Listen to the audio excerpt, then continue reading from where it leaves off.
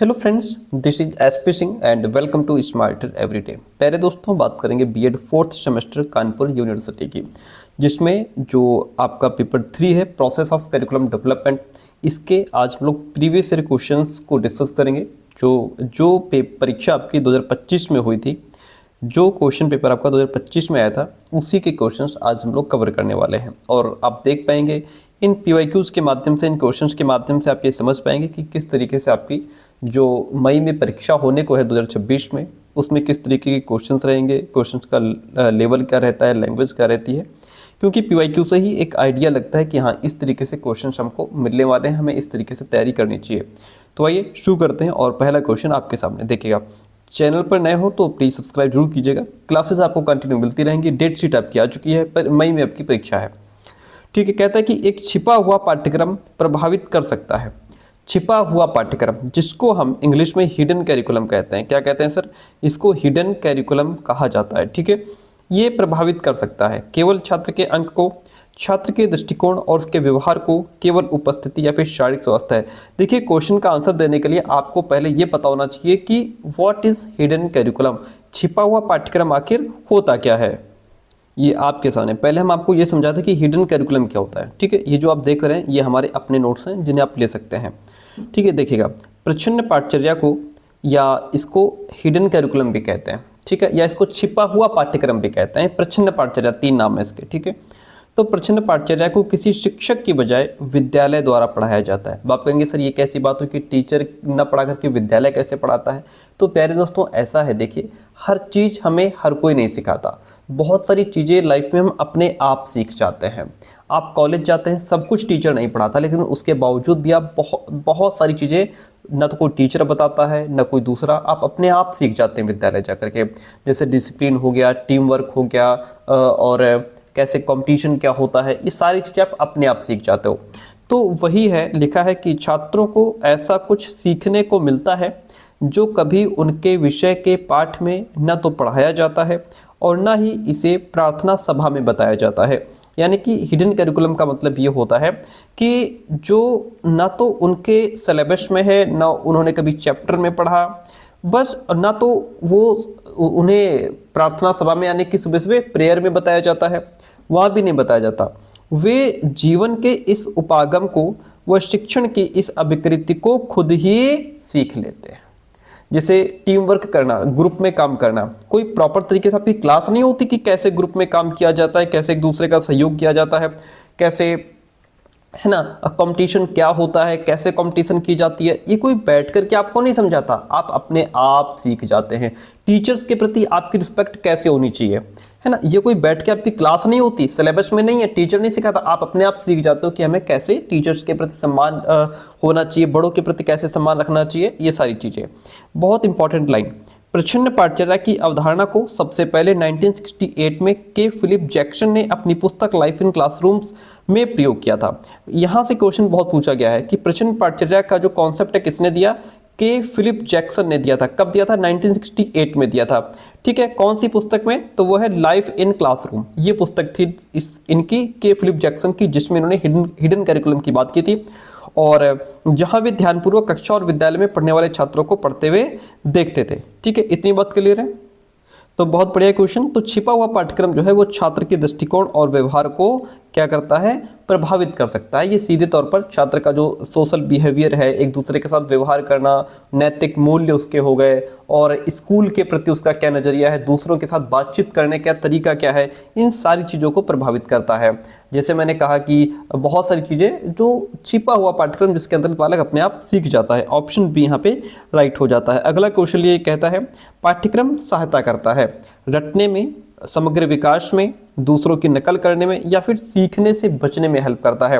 तो प्यारे दोस्तों, जो कैरिकुलम है ऐसा तो है नहीं कि रटने में हेल्प करता है या जो है नकल करने में, नहीं, ये समग्र विकास में हेल्प करता है। भाई, कैरिकुलम केवल किताबों या सिलेबस तक लिमिटेड नहीं होता, बल्कि इसमें वो सभी एक्टिविटीज़ इंक्लूड हो जाती हैं जो बालक जो है वो स्कूल में एक्सपीरियंसेस के माध्यम से सीखता है। अब जैसे बात हो रही है समग्र विकास में, तो एक अच्छा पाठ्यक्रम जो होता है उसका उद्देश्य यही होता है कि बालक का सर्वांगीण विकास होना चाहिए। इसमें केवल किताबी ज्ञान नहीं बल्कि बच्चे का शारीरिक विकास, मानसिक विकास, आध्यात्मिक विकास, सामाजिक विकास, चारित्रिक विकास, नैतिक विकास, हर तरीके से बच्चे का डेवलपमेंट होना चाहिए, तो समग्र विकास में हेल्प करता है।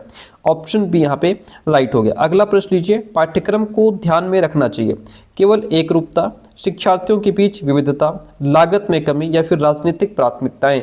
तो पाठ्यक्रम जो है उसको क्या ध्यान में रखना चाहिए? तो पाठ्यक्रम को ध्यान रखना चाहिए कि शिक्षार्थियों के बीच विविधता होती है।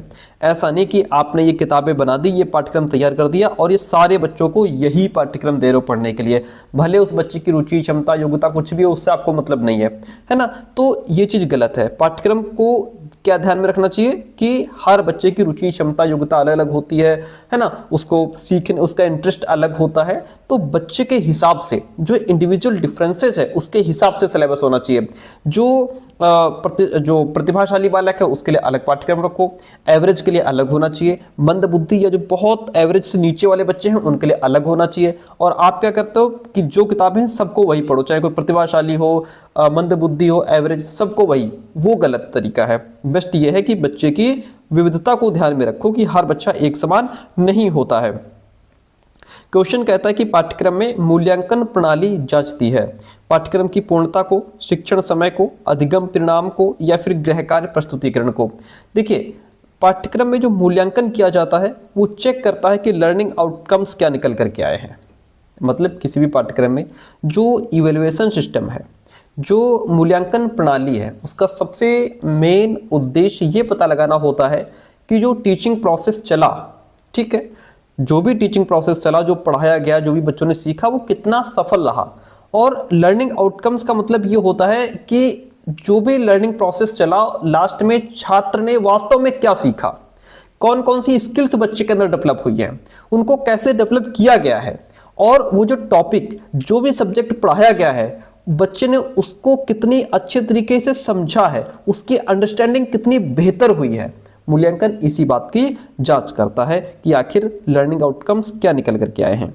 अगला क्वेश्चन कहता है कि पाठ्यक्रम की विषय वस्तु मेल खानी चाहिए। पाठ्यक्रम की विषय वस्तु किससे मेल खानी चाहिए? शिक्षार्थी के विकास स्तर से, परीक्षा विधि से, शिक्षकों की संख्या से या फिर स्कूल के आकार से। तो आपको बता दें कि पाठ्यक्रम की जो विषय वस्तु होती है, जो भी सिलेबस है, जो भी कंटेंट है, वो किससे मैच होना चाहिए? शिक्षार्थी के विकास स्तर से मैच होना चाहिए। इसका मतलब ये है कि जो कुछ भी पढ़ाया जाए वो बच्चे की उम्र के हिसाब से, उसकी मानसिक क्षमता कितनी है, योग्यता कितनी है ना, उसके डेवलपमेंट के स्तर के अनुकूल होना चाहिए। जैसा जैसा बच्चे का स्तर है उसी के हिसाब से पाठ्यक्रम आपका होना चाहिए। अब एक अच्छा 2 का बच्चा है और उसको तुम पढ़ा रहे हो फिजिक्स के डेरिवेशन, क्या काम आएंगे उसके? नहीं। मतलब फिजिक्स के डेरिवेशन उसको पढ़ाना शुरू करो तो उसको नहीं पढ़ाया जा सकता, क्योंकि ये उसके विकास स्तर के बाहर है। हमें क्या पढ़ाना है कि जो बच्चे के विकास स्तर के अनुरूप हो वो पढ़ाना है, ठीक है। ऑप्शन फर्स्ट यहाँ पे राइट हो जाता है।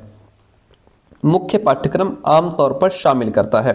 मुख्य पाठ्यक्रम क्या शामिल करता है? सिर्फ फैशन डिजाइनिंग की बात करता है, इतिहास, विज्ञान, गणित की बात करता है, डांस की बात करता है, केवल चित्रकला की बात करता है। जो मेन पाठ्यक्रम होता है ना, उसमें रहा हिस्ट्री, साइंस, मैथ्स, ये सब कुछ इंक्लूड होता है, ठीक है। सिर्फ चित्रकला की बात या सिर्फ फैशन डिजाइनिंग की बात नहीं करेगा। ऑप्शन बी राइट हो जाता है। अगला प्रश्न लीजिए, कहता है पाठ्यक्रम विकास की प्रक्रिया है। ये जो पाठ्यक्रम विकास की प्रक्रिया है, जो करिकुलम डेवलपमेंट है, जो पाठ्यक्रम तैयार किया जाता है, डेवलप किया जाता है, विकसित किया जाता है, तैयार किया जाता है, क्या वो रैंडमली तैयार कर दिया जाता है कि कुछ भी तैयार कर दो, कुछ भी बच्चे पढ़ लेंगे? नहीं, रैंडमली कुछ नहीं होता। व्यवस्थित और निरंतर तरीके से होता है, ओके। अस्थायी नहीं होता, टेम्पररी नहीं होता है। ये जो है कि परमानेंट होता है कि आज जो सिलेबस तैयार किया जा रहा है हो सकता है ये बच्चों के लिए 4-6 साल चलेगा, तो इसलिए वो परमानेंट होता है। अनियमित, इरेगुलर नहीं होता, ये रेगुलर होता है। इसलिए बेस्ट ऑप्शन क्या है? व्यवस्थित और निरंतर होता है। मैं आपको बता दूं कि देखिए, कैरिकुलम डेवलपमेंट एक ऐसा प्रोसेस है जो कभी समाप्त नहीं होता। इसे व्यवस्थित और निरंतर इसलिए कहा जाता है क्योंकि इसमें क्या है, चीजें सिस्टमैटिक ढंग से होती हैं। ये एक पूरा वेल प्लान्ड होता है। इसमें पहले उद्देश्यों का निर्धारण किया जाता है कि आखिर किस उद्देश्य को लेकर के हम पाठ्यक्रम तैयार कर रहे हैं, इसके पीछे हमारा मोटिव क्या है। फिर उसके हिसाब से कंटेंट का चयन किया जाता है कि अब जो उद्देश्य हमारे हैं, कौन सा कंटेंट उन उद्देश्यों की पूर्ति करेगा, कौन सा सब्जेक्ट, कौन कौन से टॉपिक्स उन उद्देश्यों की पूर्ति करेंगे। ठीक है, फिर क्या होता है, जो कंटेंट चुन लिया गया अब उसको अप्लाई किया जाता है और फिर लास्ट में उसका एक इवैल्यूएशन यानी कि मूल्यांकन किया जाता है ना, कि मतलब आखिर क्या आउटकम्स निकल करके आए। ऐसा नहीं कि अचानक से या बिना किसी योजना के नहीं होता, ये पूरा क्या होता है, सिस्टमैटिक ढंग से होता है। दूसरी बात है, निरंतर चलने वाली प्रक्रिया है। देखिए हमारा समाज, हमारी टेक्नोलॉजी लगातार चेंज होते रहते हैं, तो उसके हिसाब से सिलेबस को भी अपडेट करना पड़ता है। ठीक है, तो इतनी बात क्लियर है। तो ये व्यवस्थित और निरंतर होता है। ऑप्शन बी यहाँ पे राइट हो गया। अगला प्रश्न कहता है, कक्षा में पाठ्यक्रम की प्रभावशीलता का मूल्यांकन कौन करता है, कि पाठ्यक्रम कितना प्रभावशाली रहा, कितना इफेक्टिव रहा, कौन ये बात चेक करता है? केवल छात्र, टीचर्स, सहकर्मी या माता पिता? तो ये चेक करते हैं टीचर्स की जो सिलेबस है वो कितना बेहतर रहा, वो बच्चों को क्या सिखा पाया, बच्चे क्या सीख पाए, तो ये टीचर ही चेक करता है। ठीक है, कितना प्रभावशाली रहा, कितना इफेक्टिव रहा। पाठ्यक्रम योजना डैश से मेल खानी चाहिए। जो भी पाठ्यक्रम आप बनाओ किससे मेल खाना चाहिए? राजनीतिक नहीं, राजनीति का कोई मतलब नहीं है। शैक्षिक लक्ष्यों और शिक्षार्थियों की आवश्यकताओं के, मौसम से यहाँ कोई मतलब नहीं है, छुट्टियों से कोई मतलब नहीं। जो भी पाठ्यक्रम आप तैयार कर रहे हो, जो भी कैरिकुलम प्लानिंग आपकी चल रही है, उसका मेन जो बेस होता है वो ये होता है कि हमेशा जो भी शिक्षा के उद्देश्य हैं, जो छात्रों की जरूरत है, उसके आधार पर प्लान होना चाहिए। यानी कि शैक्षिक लक्ष्यों और शिक्षार्थी की आवश्यकताएं क्या हैं, बच्चे के एजुकेशनल गोल्स क्या हैं, ये निर्धारित करते हैं कि हमें छात्रों को क्या सिखाना है और भविष्य में उन्हें किस तरीके से तैयार करना है। तो जो भी बच्चे के शिक्षा से संबंधित लक्ष्य हैं वो पूरे होने चाहिए, ऐसा पाठ्यक्रम आप प्लान करो। शिक्षार्थी की आवश्यकताएं क्या है, लर्नर्स नीड्स क्या है? भाई हर छात्र की जो सीखने की जो भी क्षमता है, रुचि है, या जो भी उसका बैकग्राउंड है वो अलग अलग होता है ना। तो एक जो प्रभावी पाठ्यक्रम वही है जो बालक की इंडिविजुअल नीड्स को फुलफिल करे। तो शिक्षार्थी की आवश्यकताओं को भी हमें ध्यान में रखना चाहिए। कुल मिलाकर के जो ऑप्शन बी है वह राइट हो जाएगा। अगला प्रश्न है, निम्न में से कौन पाठ्यक्रम का छात्र केंद्रित सिद्धांत है? जहां बच्चा सेंटर में है। व्याख्यान विधि नहीं, ये टीचर सेंटर्ड है। जहां टीचर सिर्फ बोल रहा होता है, बच्चे सिर्फ सुन रहे होते हैं उस बात को।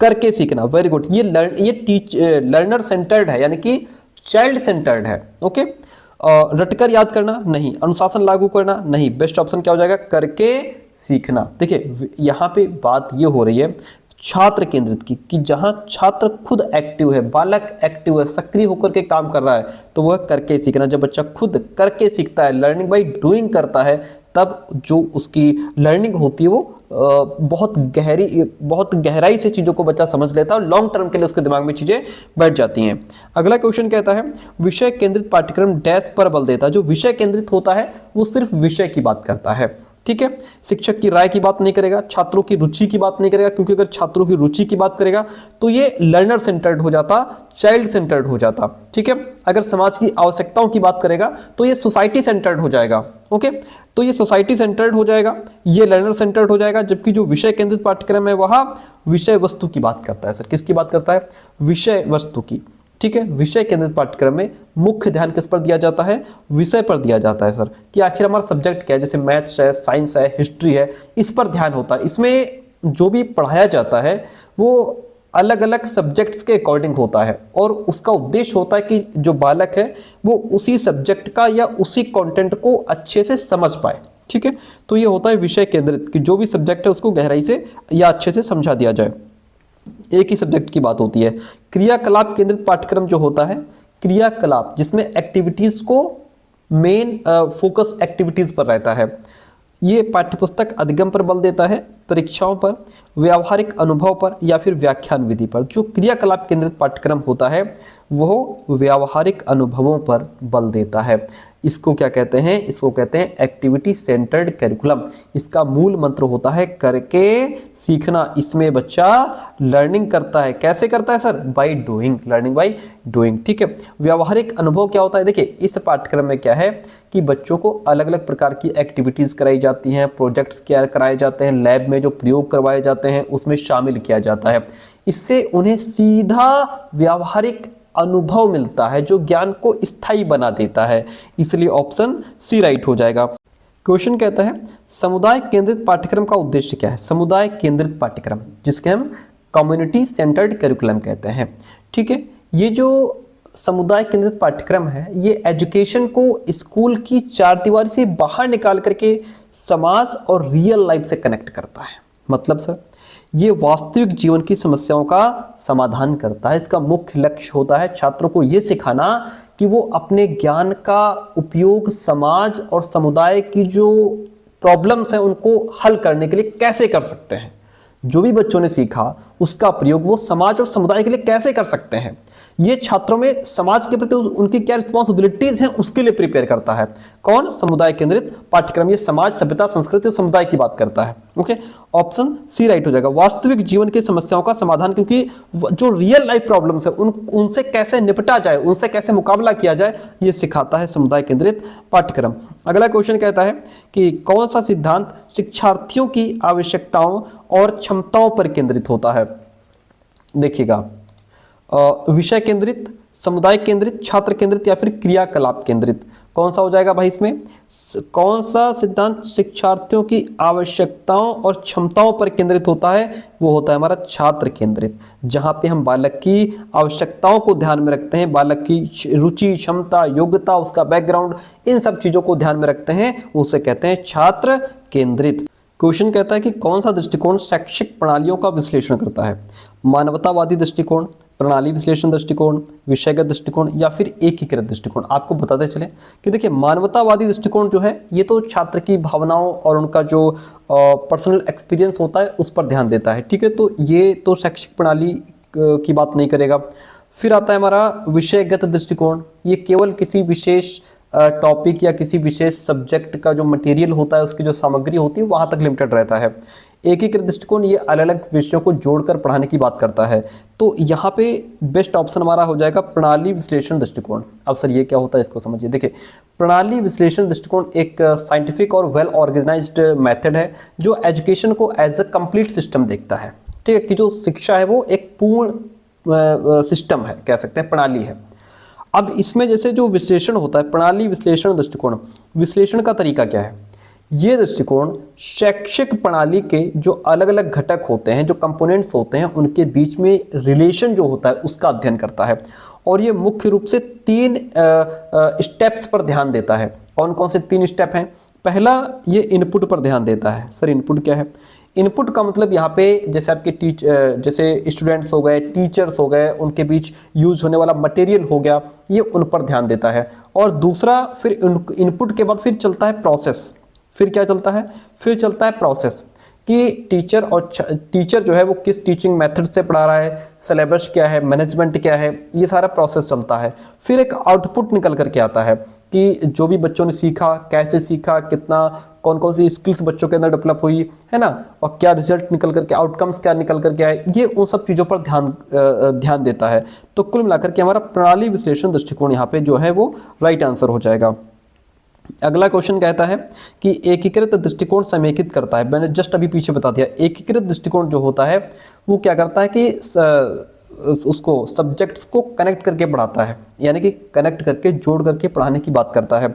संबंधित विषय और अवधारणाओं को क्या करता है? ये समेकित, एकीकृत करता है, एक साथ जोड़ करके पढ़ाने की बात करता है कि जो अलग अलग सब्जेक्ट है, अलग अलग टॉपिक्स हैं, उनको एक साथ जोड़ करके पढ़ाओ। अगला क्वेश्चन कहता है मानवतावादी दृष्टिकोण जो है वो किसको बढ़ावा देता है? यांत्रिक अधिगम को, प्रतियोगी परीक्षाओं को, समग्र व्यक्तिगत और भावनात्मक विकास को, परीक्षा उन्मुख अध्ययन को।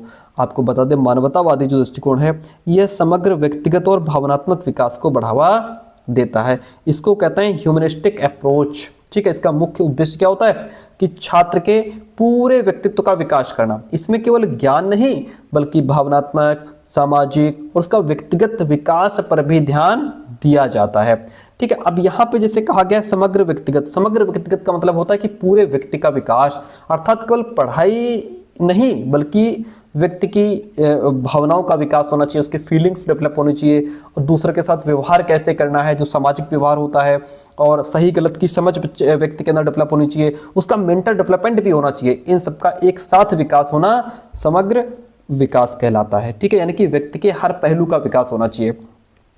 भावात्मक विकास, भावात्मक विकास का मतलब है कि व्यक्ति की जो उसकी भावनाएं हैं, जो इमोशंस हैं, जो खुशी है, दुख है, गुस्सा है, डर है, ये सारे इमोशंस होते हैं। बालक इनको समझ पाए, बालक इनको समझे और सही तरीके से प्रकट करने की क्षमता भी उसके अंदर आनी चाहिए। भाई देखिए, अब जैसे कैसे कंट्रोल करते हैं, जैसे गुस्सा सबको आता है, ये क्या है, गुस्सा क्या है, एक भावना, ये हमारी भावना, इमोशन है। गुस्सा सबको आता है, लेकिन गुस्से को हर कोई कंट्रोल नहीं कर सकता।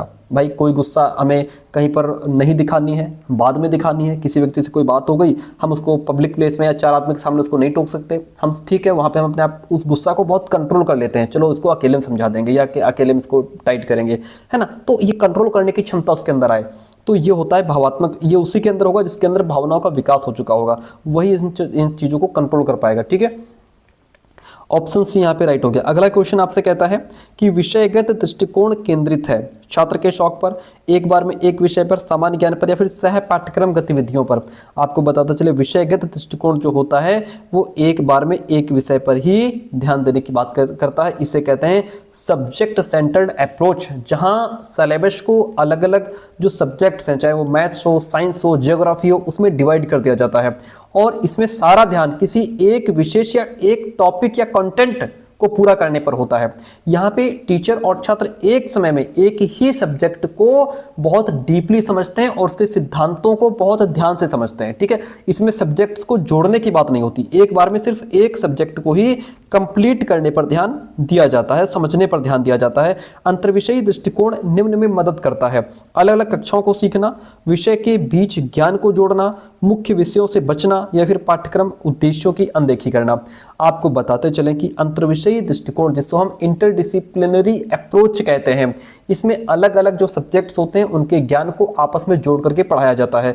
अब जैसे कैसे विषयों के बीच ज्ञान को कैसे जोड़ा जाता है, देखिएगा, मान लीजिए आपका टॉपिक है आज पानी। क्या टॉपिक है सर? पानी।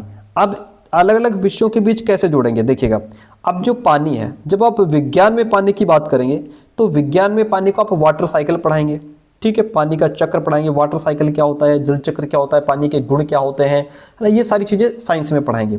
फिर जब यही टॉपिक जब भूगोल में चला जाएगा तो भूगोल में आप पानी के जो स्रोत हैं, जैसे नदियां हो गई, झीलें हो गई, और जो जल के स्रोत हैं उनकी बात किस में करेंगे? भूगोल में करेंगे।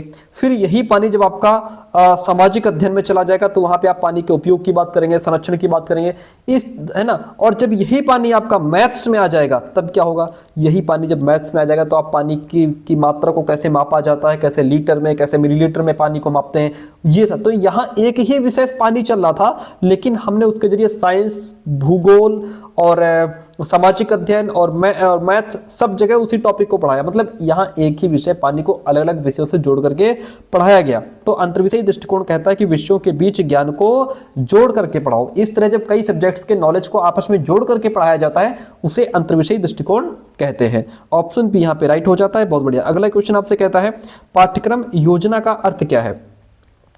स्कूल कार्यक्रमों की योजना बनाना, पाठ्यपुस्तकों की तैयारी, अधिगम गतिविधियों का आयोजन और अनुक्रमण, या फिर केवल खेल को बढ़ावा देना। आपको बता दें पाठ्यक्रम योजना का मतलब है अधिगम गतिविधियों का आयोजन और अनुक्रमण। मतलब देखिए, पाठ्यक्रम योजना मतलब करिकुलम प्लानिंग, जिसमें यह तय किया जाता है कि छात्रों को क्या पढ़ाया जाएगा, कैसे पढ़ाया जाएगा। आप यहाँ पे पाठ्यक्रम को तैयार कर रहे हैं, प्लान कर रहे हैं पहले से।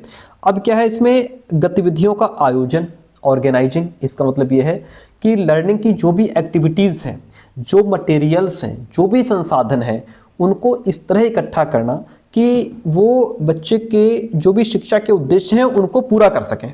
ठीक है। अनुक्रमण का मतलब जो भी कराओ वो सीक्वेंस में कराओ। अनुक्रम, क्रम मतलब सीक्वेंस में कराओ। ठीक है, जो भी कराओ वो सब सीक्वेंस में होना चाहिए भाई, है ना।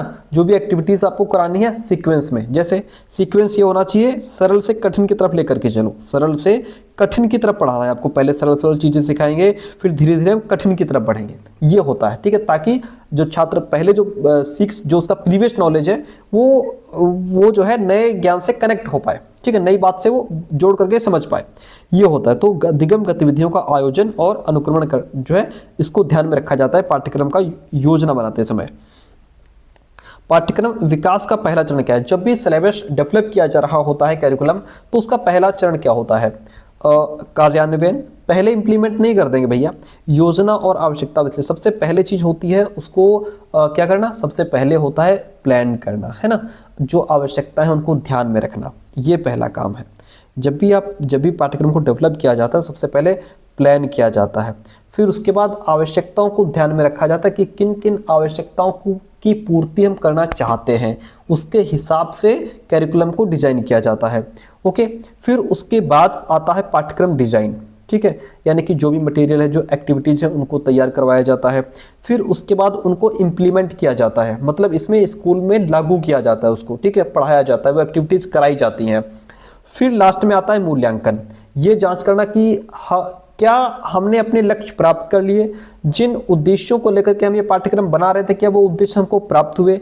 तो कुल मिलाकर के इसमें पहला क्या है, आवश्यकता विश्लेषण, योजना और आवश्यकता विश्लेषण, यानी कि सबसे पहला चरण है। इसमें यह पता लगाया जाता है कि समाज की मांग क्या है, सोसाइटी चाहती क्या है, ठीक है, बच्चों का वर्तमान स्तर क्या है, उसके हिसाब से हम पाठ्यक्रम तैयार करेंगे ना, और हमें किन लक्ष्यों को प्राप्त करना है, इन सब बातों को पहले ध्यान में रखा जाता है। अगला क्वेश्चन आपसे कहता है पाठ्यक्रम कार्यान्वयन क्या है। देखिए, कार्यान्वयन का मतलब होता है चीज़ों को इम्प्लीमेंट करना, ठीक है।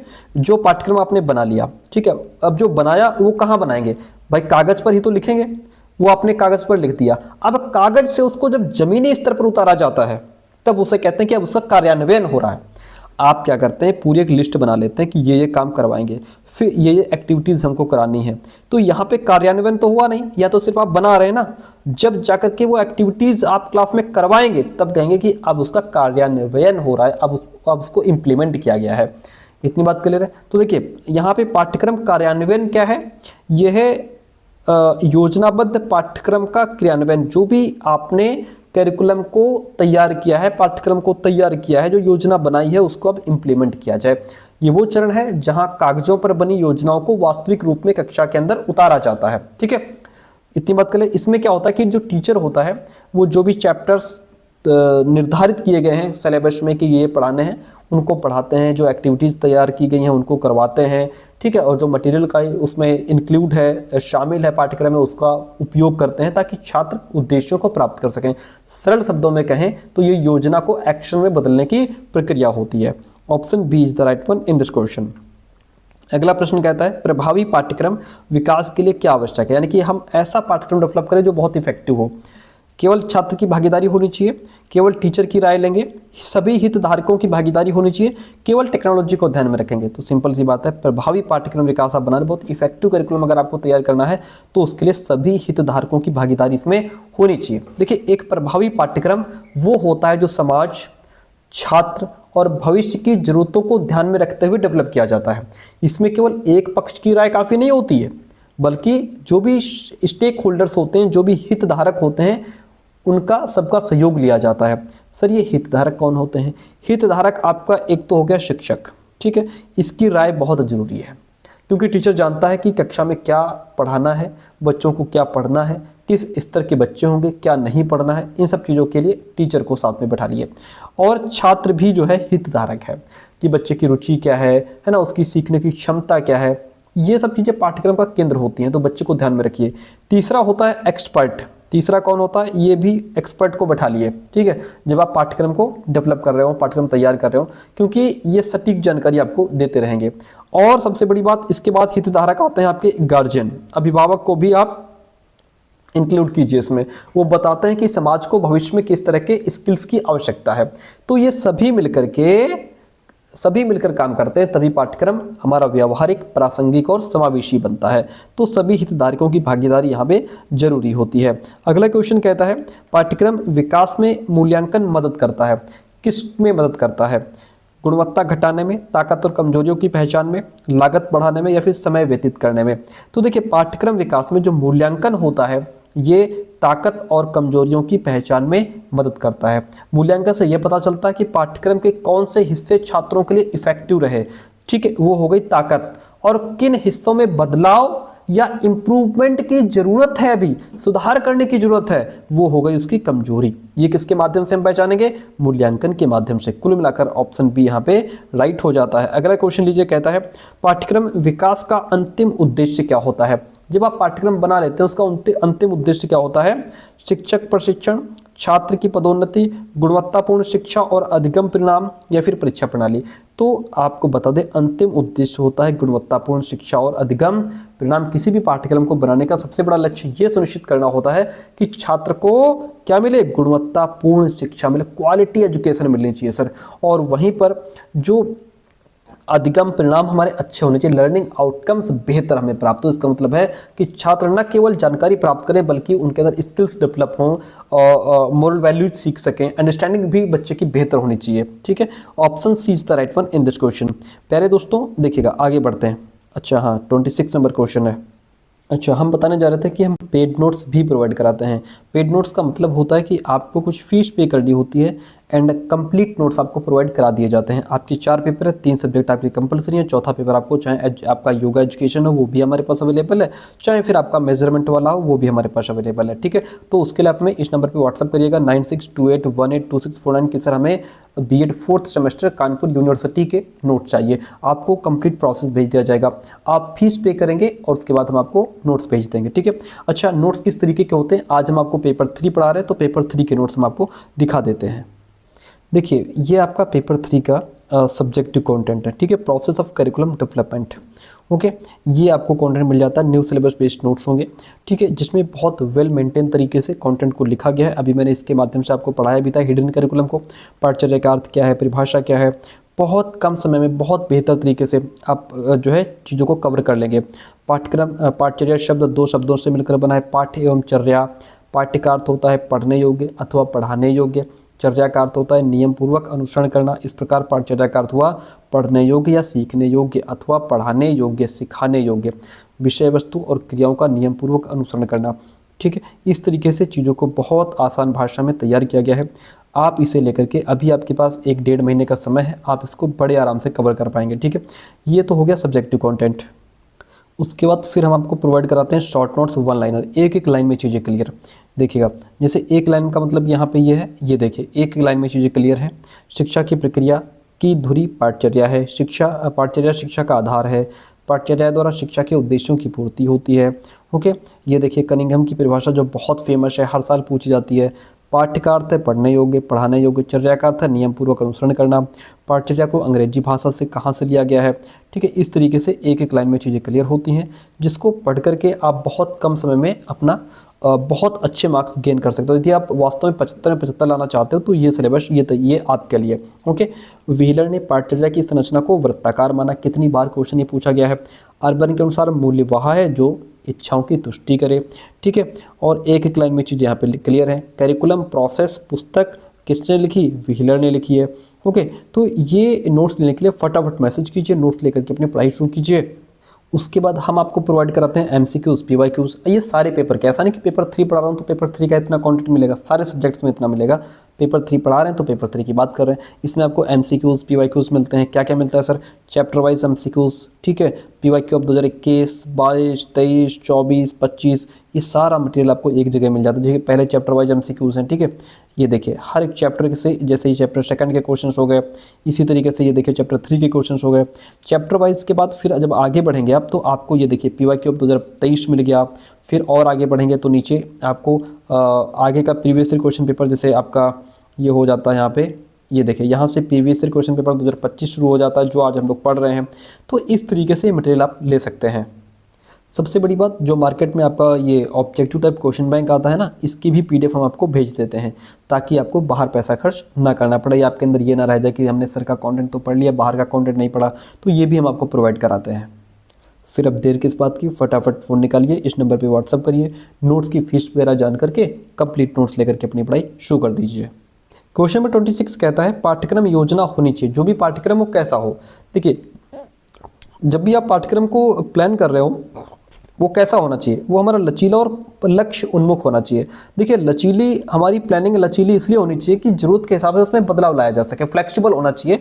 और जो भी लक्ष्य हम प्राप्त करना चाहते हैं उसको ध्यान में रख करके ही प्लान किया जाए, यानी कि गोल ओरिएंटेड होना चाहिए। ठीक है, तो कुल मिलाकर के ऑप्शन जो सी है वहाँ राइट हो जाएगा। अगला क्वेश्चन कहता है मानवतावादी दृष्टिकोण की एक प्रमुख विशेषता क्या है। अभी पीछे मैंने जस्ट आपको बताया था मानवतावादी दृष्टिकोण। मानवतावादी दृष्टिकोण को, जिसको हम इंग्लिश में कहते हैं ह्यूमनिस्टिक अप्रोच। ठीक है, ये बच्चे को, छात्र को एक संवेदनशील, सेंसिटिव ह्यूमन बीइंग के रूप में देखता है, सेंसिटिव यानी कि संवेदनशील इंसान के रूप में देखता है। और इसकी प्रमुख विशेषता क्या है? यांत्रिक अभ्यास, छात्र का भावनात्मक कल्याण, अंकों पर ध्यान या फिर मूल्यों की अनदेखी। तो ये करता है छात्रों में भावनात्मक कल्याण, छात्रों का भावनात्मक कल्याण इसकी प्रमुख विशेषता है। इस दृष्टिकोण का मानना है कि यदि बालक भावनात्मक रूप से सुरक्षित महसूस करता है, खुश रहता है, अपने आप को रिस्पेक्टेड यानी कि सम्मानित महसूस करता है, तो वो सबसे बेहतर तरीके से सीखता है। वहीं पर अगर बच्चा कुंठित रहता है, तनाव में रहता है, परेशान रहता है, दुखी रहता है, तो फिर उसका डेवलपमेंट नहीं हो सकता, वो बेहतर नहीं सीख सकता, है ना। तो इसलिए ये छात्र के लिए, बालक के लिए आत्मसम्मान, उसकी भावनाओं और मेंटल हेल्थ को प्रायोरिटी देता है। इसलिए ऑप्शन जो फर्स्ट सेकंड वन है बी, वह राइट हो जाएगा। पाठ्यक्रम विकास में प्रणाली विश्लेषण सहायता करता है। प्रणाली विश्लेषण किसमें हेल्प करता है? परिणामों की अनदेखी करने में, पूरी संरचना और लक्ष्यों को समझने में, यादृच्छिक शिक्षण को बढ़ा, या देखिए रैंडमली हम किसी भी चीज़ को बढ़ावा नहीं देंगे, सिंपल सी बात है। फीडबैक को घटाने में नहीं, फीडबैक को बढ़ाने में। तो कुल मिलाकर के पाठ्यक्रम विकास में प्रणाली विश्लेषण जो है वह पूरी संरचना और लक्ष्यों को समझने में हेल्प करता है सर। सिस्टम एनालिसिस जिसको कहते हैं, प्रणाली विश्लेषण मतलब सिस्टम एनालिसिस। ये एक मैंने अभी पीछे बताया था, ये साइंटिफिक और वेल ऑर्गेनाइज्ड पर्सपेक्टिव होता है जो एजुकेशन को एज अ यूनिट या फिर एज अ सिस्टम के रूप में देखता है। और ये दृष्टिकोण जो है ये सिलेबस के केवल एक हिस्से को नहीं बल्कि उसकी पूरे जो भी फॉर्मेट है, जो भी स्ट्रक्चर है, उसको समझने में हेल्प करता है। और आपको बता दूं ये जो प्रणाली विश्लेषण है ये देखता है कि जो इनपुट है, इनपुट में हमारे छात्र आ जाते हैं, जो भी बाकी मटेरियल आ जाता है, इनपुट है, प्रोसेस क्या है, टीचिंग मेथड्स क्या है, आउटपुट उसका रिजल्ट क्या निकला, ये सब एक दूसरे से कैसे जुड़े हुए हैं, इस बात को ये ध्यान में रखता है। इसके माध्यम से ये सुनिश्चित किया जाता है कि पाठ्यक्रम की हर एक्टिविटी शिक्षा के जो भी मुख्य लक्ष्य हैं उनको प्राप्त करने की सही डायरेक्शन में काम कर रही है कि नहीं कर रही है। ठीक है, इसलिए ऑप्शन बी यहाँ पे राइट हो जाता है। अगला क्वेश्चन कहता है कौन सा दृष्टिकोण विषयों को वास्तविक जीवन से जोड़ने को बढ़ावा देता है? विषयगत, प्रणाली विश्लेषण, अंतर विषय या फिर पारंपरिक? किसकी बात करता है? कौन सा दृष्टिकोण सब्जेक्ट्स को वास्तविक रियल लाइफ से कनेक्ट करने को बढ़ावा देता है? वो है सर हमारा अंतर्विषयी उपागम, इंटरडिसिप्लिनरी अप्रोच। इसमें अलग अलग सब्जेक्ट्स को आपस में जोड़कर पढ़ाने की बात की जाती है और उन्हें रियल लाइफ की जो सर्कमस्टांसेस हैं उनसे भी जोड़ा जाता है। इससे छात्रों को जो पढ़ी हुई चीज़ें हैं वो रियल लाइफ में कैसे काम आती हैं ये चीज़ समझने में ये हेल्प करता है। आगे बढ़ते हैं, कहता है पाठ्यक्रम विकास है एक बार की गतिविधि, एक निरंतर प्रक्रिया, केवल एक सरकारी काम है या केवल एक शिक्षक का काम है? आपको बताते चलें कि पाठ्यक्रम विकास जो है वह एक निरंतर चलने वाली प्रक्रिया है। इसको सतत प्रक्रिया इसलिए माना जाता है क्योंकि हमारे एजुकेशन वर्ल्ड की अगर बात करें तो एजुकेशन यानी कि शिक्षा जगत जिसको कहते हैं और जो हमारा समाज है कभी भी स्थिर नहीं रहते हैं। समय के साथ समाज की ज़रूरतें, टेक्नोलॉजी और नॉलेज में भी बहुत डेवलपमेंट हो रहा है। तो ये जो चेंजेस आ रहे हैं ना, इनके साथ तालमेल बिठाने के लिए पाठ्यक्रम को बार बार अपडेट करना पड़ता है, इसलिए इसको सतत प्रक्रिया कहा जाता है। पाठ्यक्रम कार्यान्वयन के लिए क्या आवश्यक है, यानी कि जो भी पाठ्यक्रम आपने तैयार किया उसको जमीनी स्तर पर कैसे लागू किया जाए, इसके लिए आवश्यक है केवल वित्तीय योजना, शिक्षक प्रशिक्षण और संसाधन समर्थन होना चाहिए। छात्रों की अनुपस्थिति, मतलब छात्र नहीं होंगे तुम क्लास में अकेले बैठ के शुरू कर दोगे, ऐसा नहीं। यादृच्छिक आवंटन नहीं, हम जो है रैंडमली कुछ भी काम नहीं करेंगे, ठीक है। यादृच्छिक मतलब रैंडम होता है। तो कुल मिलाकर के पाठ्यक्रम कार्यान्वयन के लिए आवश्यक है शिक्षक प्रशिक्षण। जो भी पाठ्यक्रम है उसको पढ़ाने के लिए टीचर ट्रेंड होना चाहिए और एक्टिविटीज़ के लिए जो जो संसाधन चाहिए वो सारे यहाँ उपलब्ध होने चाहिए, तब तो हम उसको इम्प्लीमेंट कर पाएंगे ना, ठीक है। और तो कुल मिलाकर के यहाँ पे जो ऑप्शन बी है वह राइट हो जाएगा। अगला क्वेश्चन आपसे कहता है कि छात्र केंद्रित पाठ्यक्रम प्रोत्साहित करता है। जो छात्र केंद्रित होता है, जो बच्चों की रुचि, क्षमता, योग्यता को ध्यान में रखता है, तो वो किस पर बल देता है? सक्रिय अधिगम। ये कहता है कि बालक एक्टिव लर्नर है, बालक एक्टिव होकर के चीज़ों को सीखे, समझे, पार्टिसिपेट करे, ठीक है। इसलिए सक्रिय अधिगम और भागीदारी को ये बढ़ावा देता है, ठीक है। जो भी एक्टिविटीज़ हैं, डिस्कशन है, डिबेट्स है और लैब में कोई काम करना है ना, उसमें बालक एक्टिव होकर के पार्टिसिपेट करे और सीखे। अगला क्वेश्चन है शिक्षण में पाठ्यक्रम की भूमिका क्या है? देखिए, शिक्षण में पाठ्यक्रम की भूमिका क्या है? छात्रों को भटकाना नहीं भैया, यूनिफॉर्म मानकीकरण करना, या फिर अधिगम और शिक्षण का मार्गदर्शन करना, स्कूल समय घटा देना। शिक्षण में जो पाठ्यक्रम है ना, ये अधिगम और शिक्षण का मार्गदर्शन करता है। मतलब जो भी टीचिंग चल रही है, टीचिंग लर्निंग प्रोसेस चल रहा है, उसकी दिशा और मार्गदर्शन तय करना। इसमें यह तय होता है कि क्या पढ़ाना है, कैसे पढ़ाना है, किस उद्देश्य को लेकर के पढ़ाना है। इसलिए पाठ्यक्रम शिक्षण अधिगम प्रक्रिया का मार्गदर्शन करता है। अगला क्वेश्चन 34 नंबर कहता है, एक सुव्यवस्थित पाठ्यक्रम को केवल परीक्षा केंद्रित होना चाहिए? नहीं सर, शिक्षार्थियों की आवश्यकताओं और सामाजिक लक्ष्यों को पूरा करना चाहिए। बिल्कुल वह बहुत बढ़िया बात है। संस्कृति और मूल्यों की अनदेखी हम कभी नहीं कर सकते, अलगाव को प्रोत्साहित हम कभी नहीं करेंगे। ठीक है, तो एक सुव्यवस्थित पाठ्यक्रम को ऐसा शिक्षार्थियों की आवश्यकताओं को ध्यान में रखें कि बालक की आखिर नीड्स क्या है। जो वेल ऑर्गेनाइज्ड करिकुलम होता है वो केवल किताबी ज्ञान तक सीमित नहीं रहता, वो बालक और समाज के बीच एक ब्रिज का काम करता है, एक सेतु का काम करता है, पुल का काम करता है। यहाँ पे बालक की आवश्यकताओं को ध्यान में रखा जाता है। हर छात्र की सीखने की गति, क्षमता, उसका इंटरेस्ट अलग अलग होता है। एक बेहतर पाठ्यक्रम बच्चे के इन इंडिविजुअल डिफरेंसेस को ध्यान में रखते हुए उसके होल डेवलपमेंट की बात करता है, उसकी आवश्यकताओं को ध्यान में रखता है। सामाजिक लक्ष्य, देखिए आखिर समाज चाहता क्या है ना, और समाज को आने वाले समय में किस तरीके की जरूरत रहेगी, उसके हिसाब से स्कूल क्या करता है, बच्चों को तैयार करता है। तो सामाजिक लक्ष्यों को भी हमें ध्यान में रखना चाहिए। आगे बढ़ते हैं। अगला क्वेश्चन कहता है, पाठ्यक्रम योजना में ध्यान दिया जाता है टीचर्स की यूनिफॉर्म पर नहीं, संख्या पर नहीं, उद्देश्य पर, विषय वस्तु क्या है, मेथड्स क्या है, मूल्यांकन क्या है, इन सारी चीज़ों पर ध्यान दिया जाता है। और यहाँ पे उद्देश्य का मतलब ये है, ये पहला कदम होता है जहाँ ये तय किया जाता है कि शिक्षा के माध्यम से छात्र में क्या बदलाव लाना है, क्या डेवलपमेंट करना है, हमारा कंटेंट क्या रहेगा जो बच्चे की इस जरूरत को पूरा करेगा। मतलब उद्देश्यों को पूरा करने के लिए कौन सा ज्ञान चाहिए, कौन कौन सा टॉपिक्स चाहिए, है ना, क्या पढ़ाया जाएगा, वो सारी चीज़ें। फिर किस टीचिंग मेथड के माध्यम से बच्चों को हम सिखाएंगे। फिर अगला आता है पॉइंट हमारा इवैल्यूएशन। अंत में ये चेक किया जाता है कि जो हमने उद्देश्य निर्धारित किए थे क्या वो पूरे हुए कि नहीं हुए। ऑप्शन सी यहाँ पे राइट हो जाता है। मानवतावादी पाठ्यक्रम में शिक्षार्थी को माना जाता है, मानवतावादी पाठ्यक्रम में शिक्षार्थी को क्या माना जाता है? निष्क्रिय ग्रहणकर्ता, यांत्रिक कार्यकर्ता, भावनाओं और मूल्यों से युक्त संपूर्ण व्यक्ति, या फिर केवल समूह सदस्य। तो इसको माना जाता है भावनाओं और मूल्यों से युक्त संपूर्ण व्यक्ति माना जाता है। मानवतावादी पाठ्यक्रम, ह्यूमनिस्टिक करिकुलम, ये एजुकेशन का वो पर्सपेक्टिव है जो बालक को केवल एक विद्यार्थी के रूप में नहीं बल्कि एक इंसान के रूप में देखता है।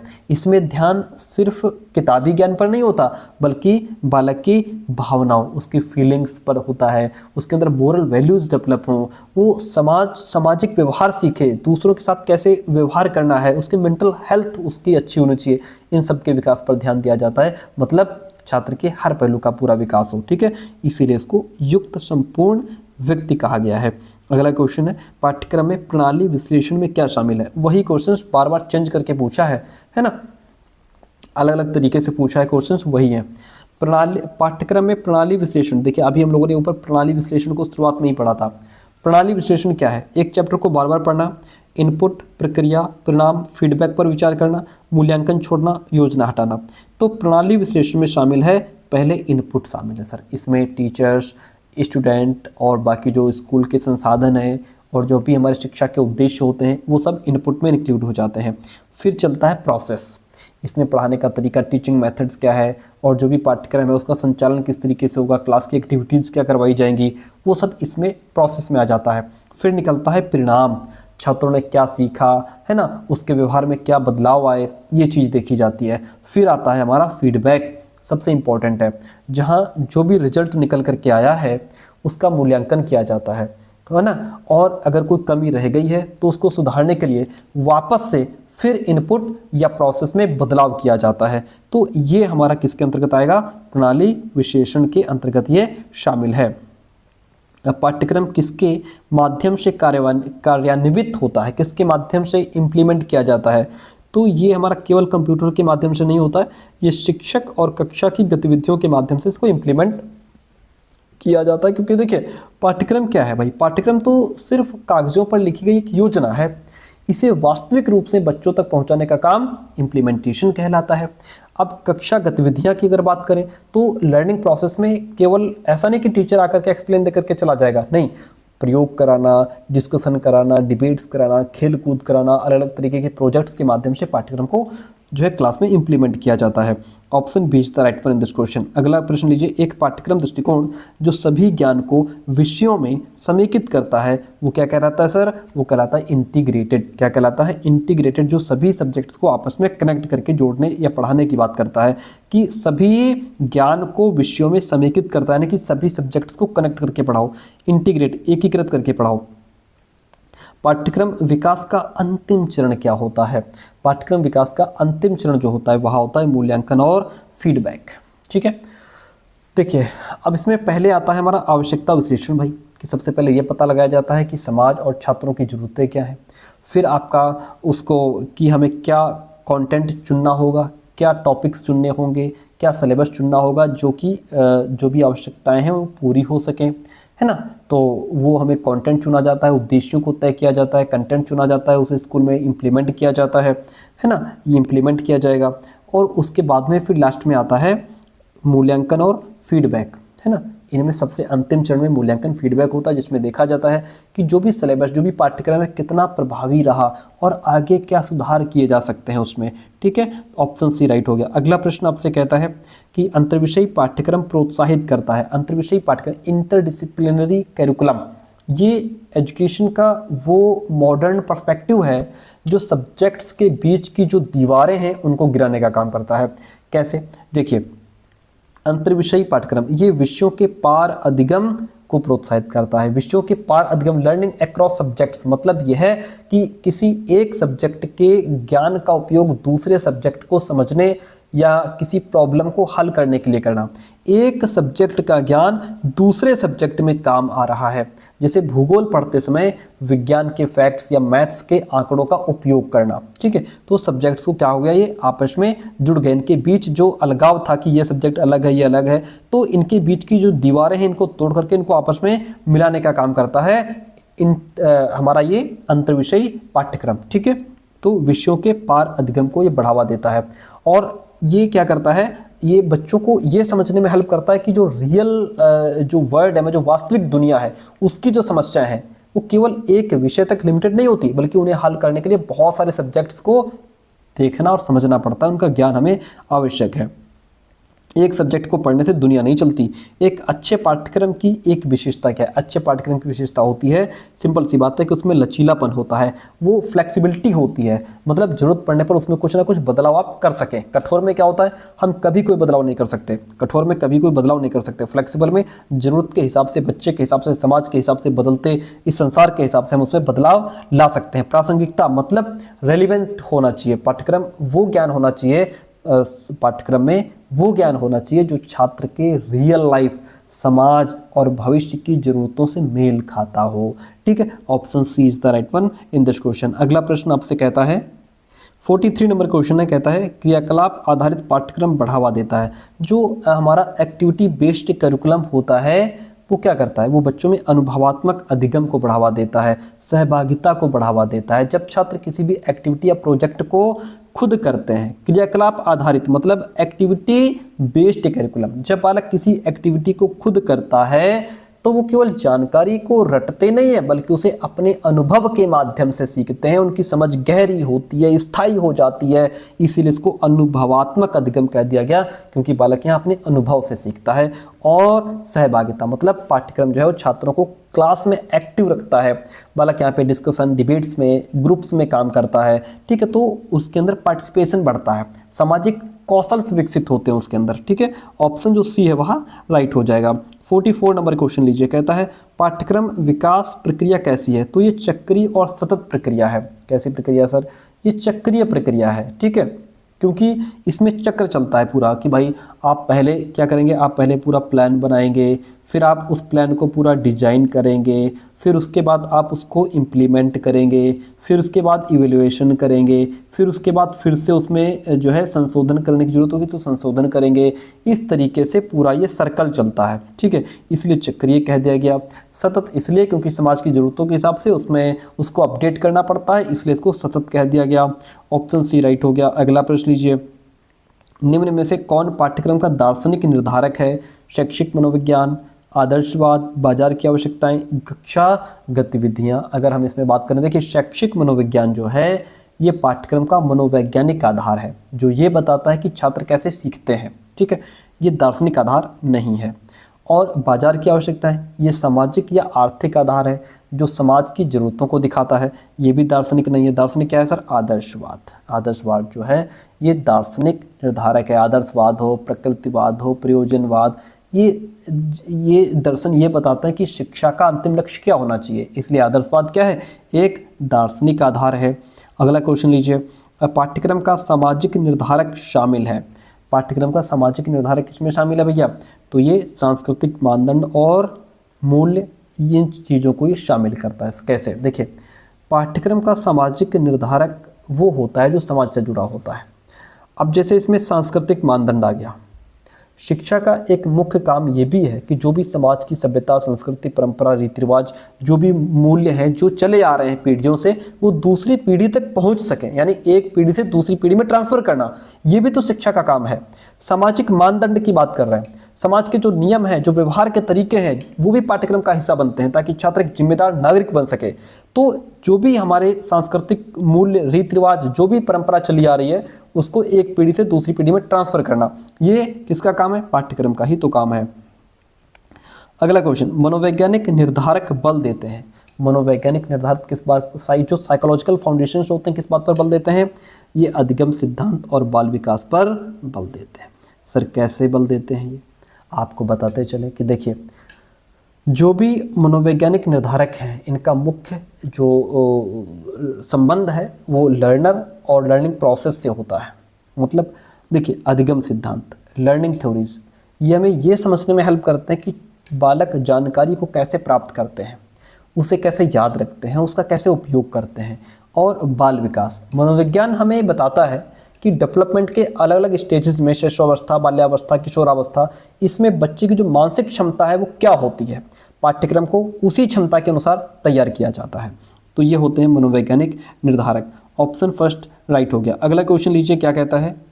48 नंबर क्वेश्चन, आर्थिक निर्धारक पाठ्यक्रम को प्रभावित करता है। आर्थिक, इकोनॉमिक फैक्टर्स का मतलब है कि देश की आर्थिक जो ज़रूरतें हैं और जो रोजगार के अवसर हैं, शिक्षा को प्रभावित करते हैं। इसलिए पाठ्यक्रम में व्यावसायिक शिक्षा को बढ़ावा देना चाहिए, स्किल बेस्ड एजुकेशन को बढ़ावा देना चाहिए, ताकि छात्र भविष्य में रोजगार प्राप्त कर सकें, अर्थव्यवस्था में कुछ योगदान दे सकें। तो व्यावसायिक शिक्षा को बढ़ावा दे करके आर्थिक निर्धारक पाठ्यक्रम को प्रभावित करता है, व्यावसायिक शिक्षा को बढ़ावा दे करके। ठीक है, अगला क्वेश्चन 40, आज का सेकंड लास्ट क्वेश्चन है। पर्यावरणीय निर्धारक संबंधित होते हैं। जो पर्यावरणीय निर्धारक होते हैं, देखिए, वो हमारे प्रकृति, स्थिरता, पारिस्थितिक चिंताओं से संबंधित होते हैं। पर्यावरणीय निर्धारक उन चीज़ों से जुड़े होते हैं जो प्रकृति और पर्यावरण से रिलेट करती हैं, जैसे आपकी पर्यावरण संरक्षण हो गया, पारिस्थितिक संतुलन हो गया, सस्टेनेबिलिटी हो गई। इसलिए पाठ्यक्रम में इन सब्जेक्ट्स को इंक्लूड किया जाता है ताकि छात्रों में पर्यावरण के प्रति जागरूकता भी बढ़े। आज का लास्ट क्वेश्चन, इसके बाद 51 to 100 हम लोग नेक्स्ट क्लास में कवर करेंगे। पाठ्यक्रम का शैक्षिक निर्धारक संदर्भित करता है। पाठ्यक्रम का शैक्षिक निर्धारक संदर्भित क्या करता है? ये शिक्षण विधियों और रणनीतियों की बात करता है। ये निर्धारित करते हैं कि पाठ्यक्रम को कक्षा में वास्तव में कैसे पढ़ाया जाएगा। इसमें आपकी जैसे व्याख्यान विधि हो गई, प्रोजेक्ट विधि हो गई, प्रॉब्लम सॉल्विंग मेथड हो गया, और जो भी टीचिंग स्किल्स हैं उनका उपयोग इसमें शामिल होता है। ये जो रणनीतियाँ हैं, ये पाठ्यक्रम के उद्देश्य को प्रभावी ढंग से प्राप्त करने में हेल्प करती हैं। सरकारी नियम की बात करें तो ये प्रशासनिक या फिर राजनीतिक निर्धारक कहे जाते हैं। ठीक है, तो कुल मिलाकर के ऑप्शन जो यहाँ पे आपका फर्स्ट है वह राइट हो जाएगा। कैसी रही क्लास, ये आप कमेंट करके जरूर बताइएगा। नोट्स अगर आपने अभी तक नहीं लिए तो फटाफट लेकर के पढ़ाई शुरू कर दीजिए।